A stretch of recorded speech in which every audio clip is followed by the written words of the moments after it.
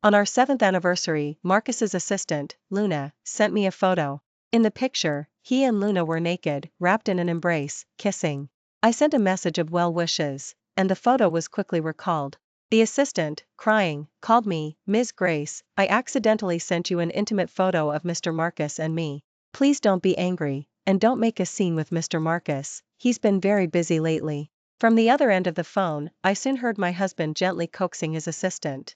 I couldn't help but tell him, "No matter how busy you are, you need to make time to divorce me." He said coldly, "I've been supporting you all these years. If you want a divorce, fine, but let's settle the accounts clearly." 1. On the day of my 7th anniversary with Marcus, his assistant, Luna, sent me a message, a photo. In the picture, Marcus and Luna were both naked, embracing and kissing, their gazes so intertwined they seemed to stick together. When I received the photo, I was at the restaurant, trying to persuade the manager to let me stay past closing. The manager looked hesitant. "Miss, we've already extended for 2 hours.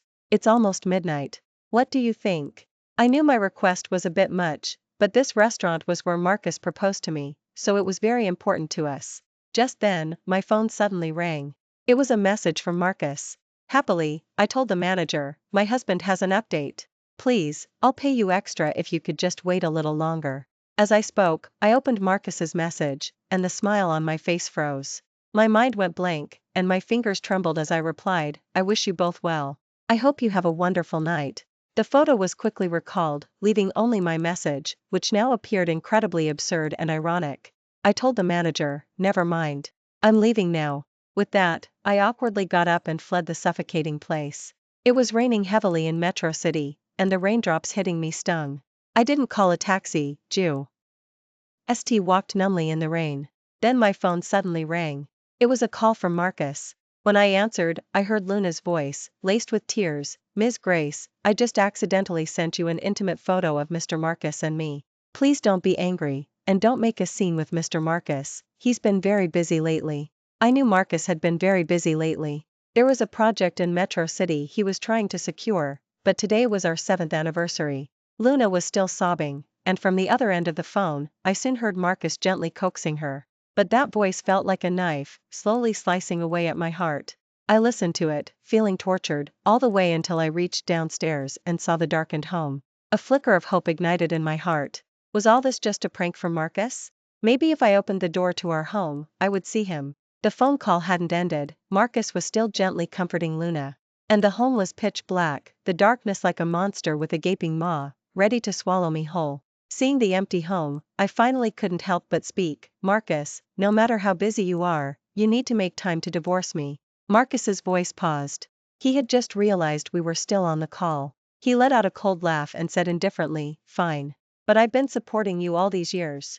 If you want a divorce, we'll settle the accounts." 2. Listening to Marcus's callous words, I felt as if I were plummeting into an abyss, trembling uncontrollably. When didn't hear a response from me for a while, he scoffed, "You talk about settling accounts, then you calm down instantly, Grace. What exactly are you being so unreasonable about? Why would I ever marry someone like you?" With that, he hung up the phone. Listening to the dial tone, I felt despair for the first time. Marcus and I were childhood sweethearts, our marriage had been arranged since we were children. From the time I was old enough to understand, my family told me that Marcus would be my future husband, and that I should treat him well. From childhood into adulthood, I always stood by Marcus's side. Protecting and caring for him had become second nature. Once we reached the legal age, with our parents' support, Marcus and I registered our marriage. Just as we were preparing for the wedding, my parents were in a car accident while out. Even with timely rescue efforts, they both ended up in a vegetative state. After my parents' accident, our vast family business was coveted by ill-intentioned people. They claimed to feel sorry for me, but in reality, each one of them acted more ruthlessly than the last. Thankfully, there was Marcus. He endured the grief of our parents' accident and, despite his slender frame, protected the Grace family's business. During that time, we struggled immensely. We didn't dare to wallow in grief, nor did we dare to trust anyone else. We could only trust each other. At our most difficult point, we nearly lost everything and even accumulated some debts. Fortunately, Marcus was firm and managed to forcefully reclaim what was ours from those people. What he told me most often was, "Grace, for my sake, you have to hold on. I'll protect you, just like you protected me before." Marcus truly protected me as he said he would. Those people from the Grace family, in a fit of desperate measures, kidnapped Marcus and me. While we were escaping, I accidentally cut my calf, and what was worse, I twisted my ankle. Marcus carried me on his back. I urged him to put me down because I was their target, but refused. He told me, "We're husband and wife, so if we die, we'll die together." Fortunately, we were rescued. After we were rescued, I discovered that Marcus's calf had also been cut. He had carried me out, wounded and bleeding, through sheer willpower. From then on, a hideous scar remained on his leg, never fading. I knew I was completely ignorant in the business world, and I was willing to be the woman behind Marcus, supporting him and never holding him back.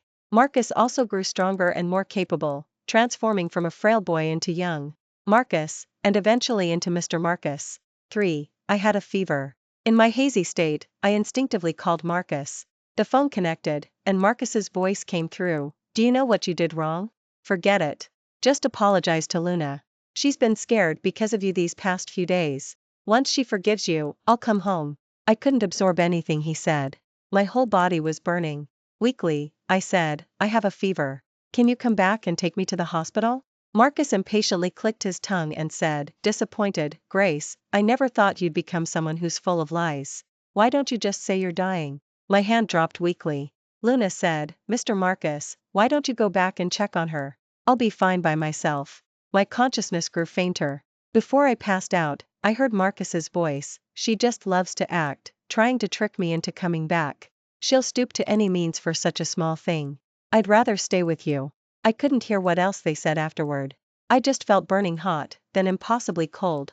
When I regained consciousness, I found myself lying in bed, and Marcus was sitting by the headboard, looking at me with a gentle expression. He was holding a book. Noticing I was awake, he gently checked my forehead for fever. Marcus breathed a sigh of relief. "The fever's gone." Then he shot me a reproachful glance. "Don't walk in the rain anymore. And if you accidentally get caught in the rain, take medicine immediately when you get back, otherwise, you'll be the one suffering." Listening to Marcus's rambling words, I felt no annoyance, only sweetness. It felt so good to be cared for, especially by the person I deeply loved. Thinking back, I hadn't seen Marcus in a long time. I hadn't seen him since he started trying to secure the Metro City project half a year ago. Seeing how busy he was, I didn't dare to disturb him. I gazed at Marcus greedily. His short hair was soft and fluffy, and the sunlight hitting him made him look impossibly handsome, almost surreal. Marcus was stirring the porridge in the bowl. He scooped some up, blew on it to cool it, and then carefully brought it to my lips. Seeing tears streaming down my face, Marcus asked in confusion, "What's wrong?" I wiped away my tears and said nothing. The before me had a face full of youthful plumpness, clear eyes, and they were filled with love for me. This was Marcus from 10 years ago. Long ago, after both our families had faced troubles, Marcus had already shaved off that curly hair. This was my dream, and I wanted to immerse myself in this beautiful dream. But even this small wish, fate wouldn't grant me. Marcus's figure gradually faded, and my vision slowly darkened. When I woke up again, I was still in that cold home. I slowly crawled up from the floor, forcing myself to find a few fever-reducing pills and dry swallow them. Once I had some strength, I pulled out my phone. Unsurprisingly, there wasn't a single message. After a moment of hesitation, I made the phone call. "Sarah, please help me draft a divorce agreement." "Yes. I want to divorce Marcus." 4. I took the freshly drafted divorce agreement to the office downstairs. Over the past 10 years, Marcus had become very successful in his career. He had developed the Grace family's enterprise as well. It had been so long since I'd appeared at the office that the receptionist downstairs didn't recognize me. The receptionist, with a professional smile, asked if I had an appointment. I shook my head. The receptionist said with a regretful expression, "I'm sorry, miss, but Mr. Marcus's schedule is quite full. If you don't have an appointment, you won't be able to see him." I found it a bit amusing. To see my own husband, I now needed an appointment. Alongside the amusement, a strange melancholy rose in my heart. I said blandly, "Tell Marcus that I'm his wife, and I'm here to deliver divorce papers." The young receptionist's eyes widened, and she looked at me in shock. After waiting a little longer, the receptionist escorted me to the elevator. As the elevator ascended, my heart slowly sank. I clutched the divorce papers tightly in my hand. With a complex mix of emotions, I arrived at Marcus's office. Marcus's office occupied an entire floor, holding the highest position in the building with the best view. As soon as I stepped out of the elevator, I saw Marcus and Luna embracing on the sofa, their lips almost touching. My eyesight was excellent, but at that moment, I only hated how good it was. If it weren't, I wouldn't have seen the passion in Marcus's eyes. Upon seeing me, Marcus seemed startled and quickly released Luna. Then he looked at me impatiently, his tone full of complaint. "Why did you come without saying anything?" I sneered. "Mr. Marcus, have you forgotten? I just made an appointment with the receptionist before coming up. But I didn't expect you to be so eager to put on this show for me. If I had arrived any later, would I have seen a live show?"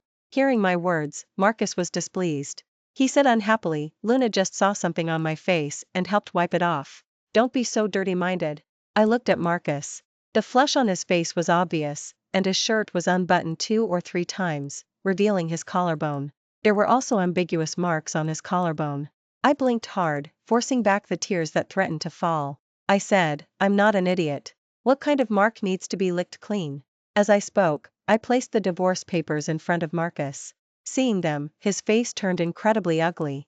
Suppressing his voice, he stood up and slapped me hard. "Is this such a big deal that you want a divorce? Don't forget, everything you have now is because of me, otherwise, those Grace family members would have devoured you long ago. If I hadn't been supporting you all these years, you wouldn't have been able to live to a moocher for a decade. I said before, a divorce is fine, but you have to settle the accounts clearly." Listening to Marcus's hurtful words, my heart felt no pain. Perhaps my heart had died long ago. Yet, I could still laugh aloud.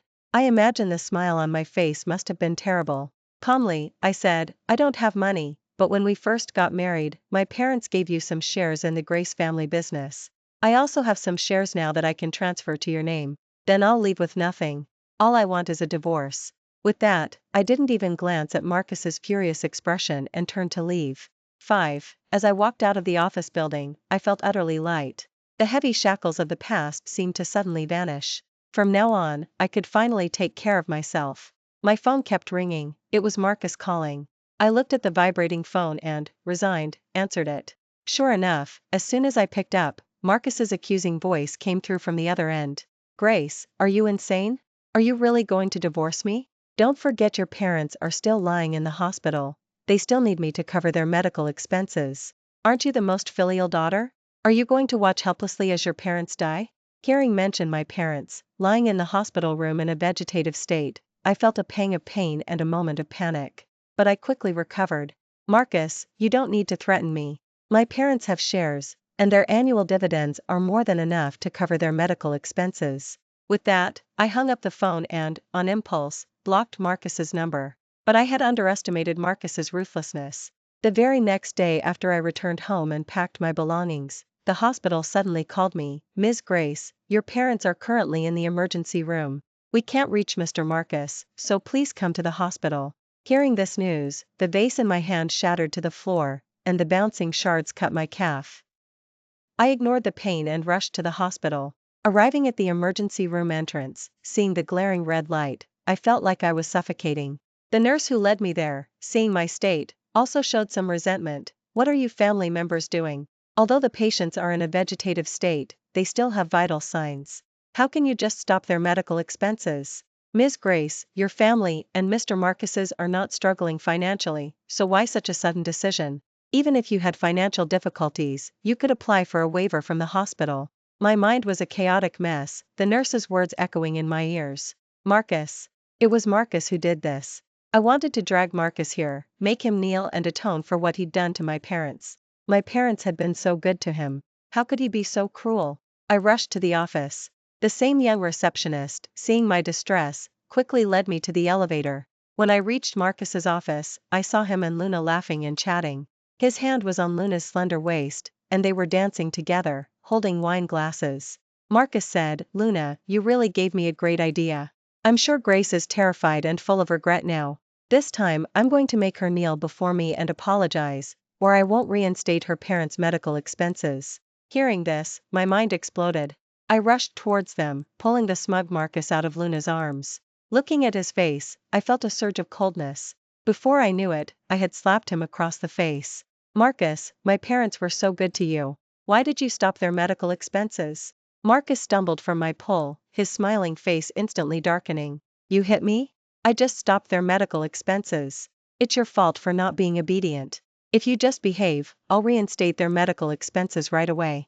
Seeing shamelessness, I was enraged. I shoved him hard. Behave? If anything happens to my parents, I swear, even if it costs me my life, I'll make sure the cheating couple pay for it. Marcus fell to the ground from my push. He was about to explode in anger, but seeing the terrible expression on my face, he finally realized something was wrong. His voice trembling, he carefully asked me, "What's wrong? What happened to mom and dad?" How ridiculous. He was still asking what happened. Upon learning my parents were still being resuscitated in the emergency room, Marcus instantly panicked. 6. My parents were still being resuscitated inside. I leaned weakly against the cold wall, my heart filled with immense dread. Negative emotions threatened to consume me. Marcus, his face pale, also rushed over. He sat beside me, looking worriedly at the emergency room. His hypocritical demeanor sickened me. I shifted my body, moving further away from him. Seeing this, Marcus looked somewhat hurt. He weakly called out to me, "Grace, do you hate me that much now?" I didn't mean it, I just wanted to scare you. I didn't really intend to stop mom and dad's medical expenses. I said indifferently, "I don't hate you." A glimmer of light appeared in Marcus's eyes. He looked at me expectantly. I closed my eyes and continued, "I hate you. I hate myself for ever loving you." Marcus, you say you didn't mean it, that you didn't really intend to stop the medical expenses, so why are they in resuscitation now? Marcus and I grew up as childhood sweethearts and married when we came of age. For the past 10 years, the pressure and burdens on him were immense, so he didn't want children. He said he didn't have the energy to raise them. Although I very much wanted children, I respected Marcus's decision. Later, Marcus's business grew larger and larger. I, on the other hand, only stayed home and painted, no longer understanding the market situation he spoke of. Our communication also grew less and less. I didn't understand his investments, he wasn't willing to explain them to me, and he wasn't interested in my paintings. Thus, we became the most estranged of couples. Ever since he started pursuing the Metro City project, he hadn't returned home. I hadn't seen him for half a year, and now, we were divorcing.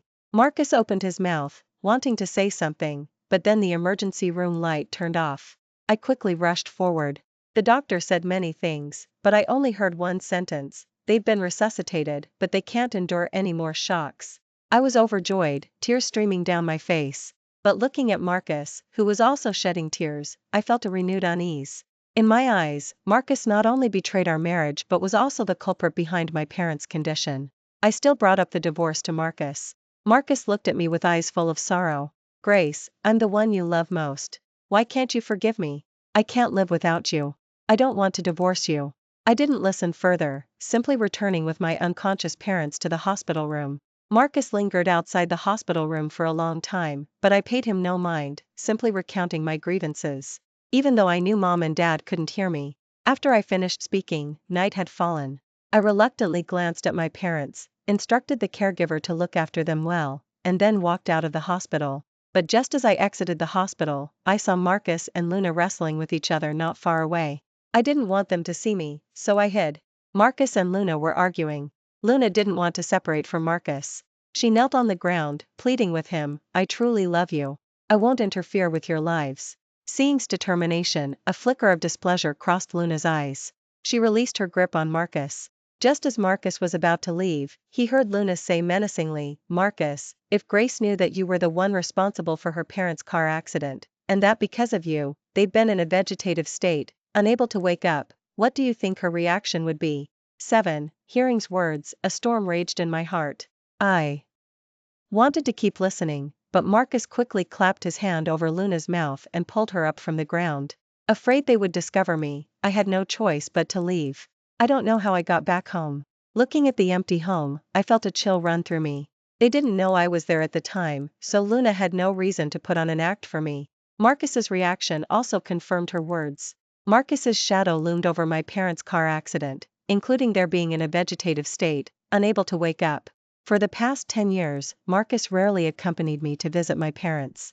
I had always thought it was because he was busy with work and feared seeing them would upset him, which was why he never went. It turned out he simply didn't dare to face my parents.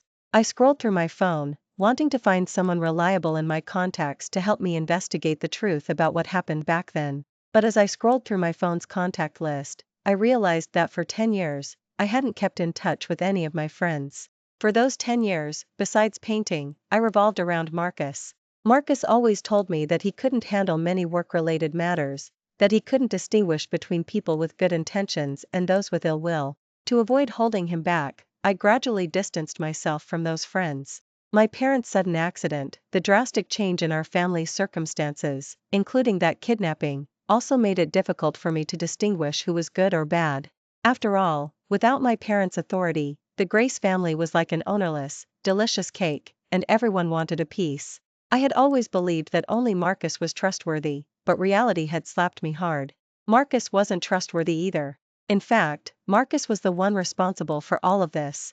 I locked myself in the room, my mind a complete mess. Just then, the door suddenly opened, and I turned back in fright. It was Marcus. Marcus's face was pale, his lips SWO. Len and reddish, and the corner of his mouth was broken. I knew what these ambiguous signs meant, but at that point, I couldn't be bothered to argue with Marcus anymore. All I wanted was to investigate the truth of what happened back then and make Marcus pay the appropriate price. Marcus walked up to me, half knelt, and took my hand. His hand was warm, but it sent shivers down my spine, as if a cold, slimy snake were crawling across my skin. I yanked my hand away from his. Seeing this, Marcus looked incredibly saddened. He looked at me helplessly. Grace, Marcus said with feigned tenderness, haven't you always wanted a child? I want to have a child with you in the future, to continue our family line. I know I wronged you before, but Luna and I are innocent. Can you forgive me? 8. I never knew Marcus could be so shameless. Or perhaps, Marcus had changed over these 10 years, while I still thought he was the wonderful boy he used to be. 10 years was too long. He had changed without my knowledge. I lowered my head, not wanting Marcus to see the hatred in my eyes. You and Luna are innocent? If you're so innocent, how did you end up drunk and acting promiscuously? How did you manage to embrace each other repeatedly? Were you embracing each other for work? And I've never believed in drunk and acting promiscuously. Marcus, you're an educated man, you should know that drunk and acting promiscuously is no excuse. Marcus stood up impatiently, rubbing his forehead. Fine, fine.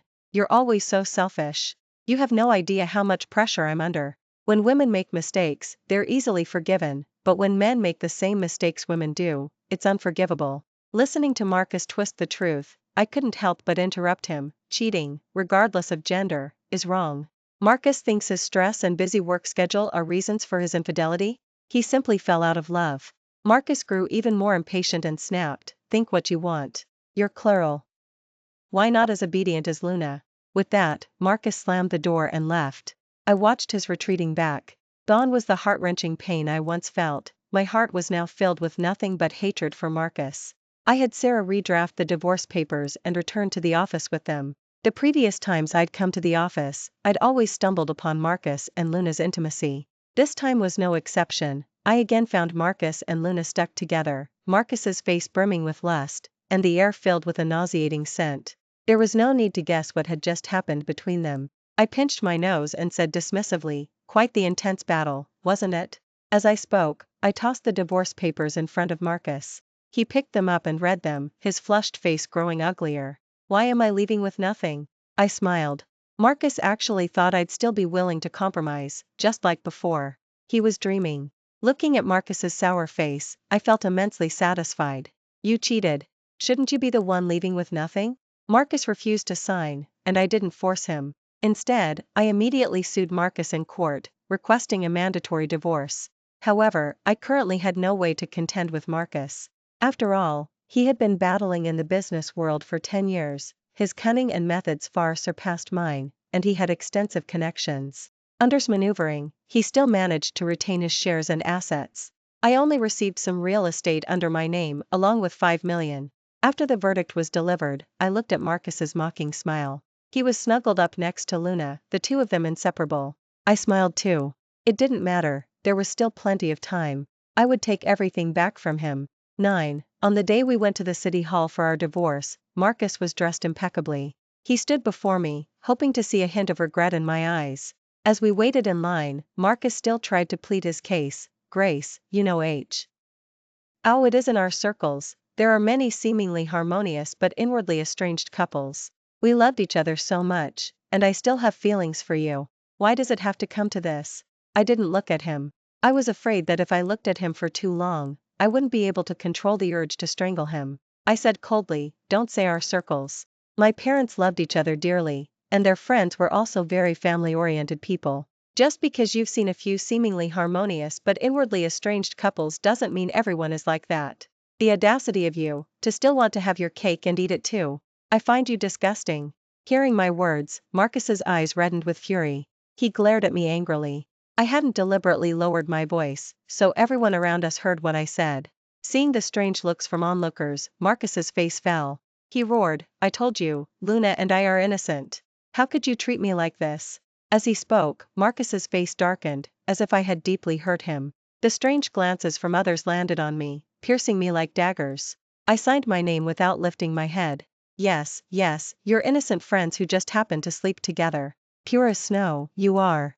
Marcus hadn't expected me to be willing to air such embarrassing matters.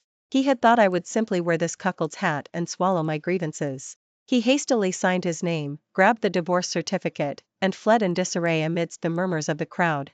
Just then, my phone suddenly rang. It was an unknown number. When I answered, a pleasant male voice came through, Grace? I'm back in the country. Do you have time? Should we catch up? Marcus shouldn't mind, right? I haven't been back in a long time. I'm here on a business trip this time, and my company has a project. You two were the first people I thought of. The man's voice was pleasant, but I couldn't recall whose it was.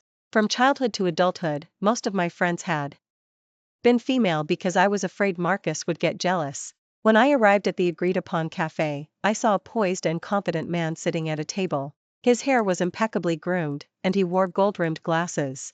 Several women approached him asking for his contact, but he politely declined with a smile. Seeing me, the man's eyes lit up, and he waved, Grace. Noticing my confused expression, the man said playfully, it's Ethan. It dawned on me. But looking at the elegant Ethan, I was still amazed. After all, Ethan had been something of an ugly duckling back then. Ethan was my high school classmate. His family was poor, his father was a gambler, and his mother was timid. He often came to school in ill-fitting clothes, and at the cafeteria, he would only buy a steamed bun with some free pickled vegetables. Not only that, but he also suffered severe bullying at school. At the time, I felt some pity for him. I subtly sponsored him and confronted the bullies, which made his life a bit easier. But soon he left school because his father owed high-interest loans and forced him to return home and marry. Marcus and I sighed with regret at the time, which even made Marcus unhappy. 10. The before me was vastly different from the Ethan in my memory. This was confident, poised, and extremely talkative. He discussed finances with me, and even though I didn't understand much about them now, I could still contribute a little to the conversation thanks to his guidance. What surprised me even more was that he actually knew about painting. Just as we were enjoying our conversation, I suddenly heard Marcus's voice. Well, Grace, no wonder you insisted on making a scene with me. So, you found someone new. I looked at Marcus. He was standing angrily not far away, holding Luna's hand. Ethan's gaze darkened slightly. I just returned to the country. I only wanted to discuss a project with Grace. Marcus's eyes blazed with fury. Grace, you sound so intimate. Discussing a PR project? Ridiculous. Grace is useless, I manage the entire office. Don't tell me you two were discussing things in bed, were you? I stared in disbelief at the malicious Marcus. Ethan quickly tried to explain, but Marcus wouldn't listen, only growing more outrageous with his words. I impatiently cut Marcus off. We're already divorced. What I do is none of your business. Ethan and I just exchanged a few words. How can that compare to you and the mistress by your side? Your own mind is dirty, so don't assume everything else is too. Seeing me defend Ethan, Marcus grew even angrier. He said furiously, how dare you defy me for another man? Didn't you say you'd love me and be good to me forever? Ethan didn't know the full backstory, but from my words, he could probably guess some of the reasons. Ethan's face broke into a mocking smile. Love you means enduring the cuckold's hat you gave her? How can you stand there, holding someone else's hand, and question Grace? Oh, right, I came back to the country this time to see how Grace was doing and consider a partnership. But since you two are divorced, then I'm going to pursue Grace. If you don't cherish her, plenty of others will. Marcus was furious. He glared at us fiercely. If looks could kill, we would have been slowly tortured to death by him. He scoffed, Luna and I are getting married in a few days. We need a bridesmaid. Grace, you come be her bridesmaid, or I'll stop your parents' medical expenses. Hearing this news, I felt no sadness. Murder is against the law, and my parents are still confined to their hospital beds. Otherwise, I truly would want to drag him down with me, and actually still wanted to threaten me with my parents' medical expenses. But I was helpless because he had taken over the Grace family's office for many years. I couldn't contend with him. This was also why I hadn't completely broken ties with Marcus yet. His power was too vast. For now, I had no way to bring him down. 11. I felt a sense of despair, truly wanting to drag Marcus down with me and end it all. I closed my eyes and said weakly, I agree. I'll be Luna's bridesmaid. I uttered these words with difficulty, tears streaming down my face. Ethan suddenly handed me a tissue and said calmly, Marcus, you've become truly despicable. I heard you've been vying for the Metro City project and an overseas project lately. But I'm sorry, I'm the main person in charge of both of those projects. Marcus's expression faltered. Ethan continued, I also go by another name, Oliver. That should sound familiar to you, right? Officially, you might not be suitable for these two projects. Personally, I don't want you to be in charge of them. Marcus and Luna fled in disarray. Ethan looked at me gently. Grace, you don't have to worry, I'll cover your parents' medical expenses. Seeing my hesitation to refuse, Ethan didn't give me the chance. He continued, a small kindness should be repaid with a great favor. I came back to the country precisely to repay you. You always say it's a small matter, but you know how precious help is in desperate times. Of course, I knew, because I was currently in a desperate situation, receiving help from Ethan. Ethan and I walked by the lakeside, a gentle breeze blowing around us. I suddenly became curious about Ethan's experiences over the years. Ethan, without holding anything back, shared his story with me. That year, he was forced to return home and marry, but the person he was to marry, just like his father, was abusive and a gambler. His mother finally asserted herself for once and resisted, secretly letting Ethan escape. After leaving home, Ethan saved an elderly man suffering from heatstroke. The old man was an overseas returnee visiting relatives, only to find his entire family had passed away. Later, the old man adopted Ethan as his godson and took him abroad. Before leaving the country, Ethan brought people back home, wanting to rescue his mother, but found both his parents lying in the house, no longer breathing. His mother clutched a kitchen knife tightly, her mouth stained with dark blood. The old man had no children, so he raised Ethan to be his successor, and Ethan proved himself capable. The year before, the old man passed away. After took control of the entire Oliver family's business, he brought the old man's ashes back to the country, allowing him to reunite with his family. He also found me, to repay the kindness from back then. Looking into Ethan's bright, glistening eyes, my lips trembled slightly. After a long while, I finally made up my mind. I couldn't trust those friends, but Ethan, the skinny boy from back then, his eyes were exactly the same as they are now, utterly unchanged. I said, Ethan, I don't need you to cover my parents' medical expenses. I want you to help me investigate the truth behind my parents' car accident that year. As long as the culprit is brought to justice, I won't have to worry about my parents' medical bills. 12. I decided to attend Marcus's wedding after all, but not as Luna's bridesmaid. Instead, I went as Ethan's date. It had been nearly 10 years, and I hadn't attended such a large banquet. The well-fitted dress felt awkward no matter how I wore it. Looking at myself in the mirror, I felt like a stranger. I hope I won't embarrass you, I said.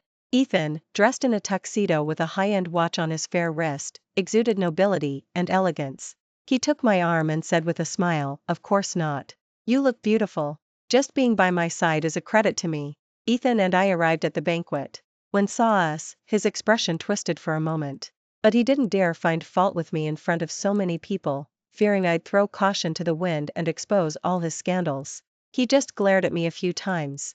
Ethan even walked up to him, smiling. Oh, congratulations, Mr. Marcus, on your second marriage. Happy second marriage. Marcus's face contorted with rage, but Ethan acted as if he hadn't noticed. Marcus didn't dare show Ethan a furious expression, because Ethan was no longer the Ethan everyone could bully. Seeing his frustrated look, Ethan considerately poured him a glass of water, then led me away. Ethan asked me, seeing him so aggravated, isn't it satisfying? I smiled bitterly. You don't have to do so much for me. You're willing to help me investigate the truth from back then and support me in standing here to expose his wrongdoing. I'm already so grateful. Ethan suddenly took my hand.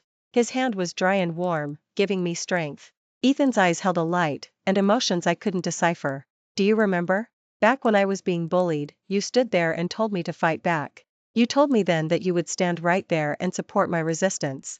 I smiled, remembering how the skinny Ethan, with trembling hands, swung his hand to hit the bullies. After that, no one dared to bully Ethan again, because Ethan had learned to fight back. On the stage, Marcus and Luna had already exchanged wedding rings. Marcus was holding the microphone, passionately declaring his love for Luna, saying she was his true love. Ethan looked at me, and under his encouraging gaze, I strode forward. I took the microphone from Marcus's hand and said to all the guests present, I am Marcus's ex-wife. I'm deeply moved by their sincere feelings, and I've decided to give them a gift. On the large screen behind, a video played, showing Luna conspiring against Marcus's office. Luna was seen hugging another man, laughing and calling Marcus an idiot. Seeing this scene, Marcus's eyes went black, and his body swayed precariously. I continued, this is for the bride. As for the groom's gift, oh, it's here. Police officers streamed in. The lead officer pulled out handcuffs and put them on Marcus's wrists. You are suspected of intentional homicide. Please cooperate with us and return for questioning. The truth quickly came out. After's family fortunes declined that year. He feared I would change my mind, so he orchestrated my parents' car accident. He was afraid that I would take over the family business with the help of my friends, so he manipulated me into distancing myself from them. Not only that, he also planned a kidnapping specifically targeting me, aiming to make me owe him my life so I would depend on him forever. Upon learning that my parents were recovering, Marcus feared the truth would be exposed, so he attacked my parents again, keeping them in the hospital but not killing them, because he still needed to use them to threaten me.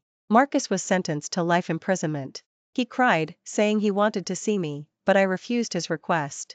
I didn't want to grant his wish, I wanted him to live a life of torment in prison. Ethan and I walked out of the police station. Ethan looked at the sunset and smiled at me. Tomorrow is a new day. I nodded. Yes, tomorrow is a new day. Ethan suddenly said to me, although this might be too soon, I don't want to miss you again.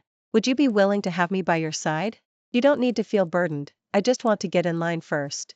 I looked at Ethan's sincere gaze, and just as I was about to speak, my phone rang. It was a phone call from the hospital. Ms. Grace. Good news, your parents are conscious. When and I rushed to the hospital, we found that although my parents were still lying in bed, they could open their eyes and look at me. Seeing their kind gazes, tears streamed down my face. The doctor said that after their medical treatment was cut off and they were rescued, the shock actually caused their bodies to begin healing. The doctor called it a medical miracle. I told my parents about the past 10 years. My parents looked at me with heartache. I had so much more to say, but they had just woken up and couldn't sustain it, they tiredly fell asleep. Ethan and I sat outside the hospital room. Ethan's hand covered mine, warming my cold hand. I whispered, I have an answer to your earlier question. No need to wait in line, let's give it a try. Thank you for watching today's story. If you enjoyed this video, please like and share it with your friends. We look forward to hearing your thoughts in the comments section. Please feel free to share your views, and don't forget to subscribe to our channel for more exciting stories. See you next time.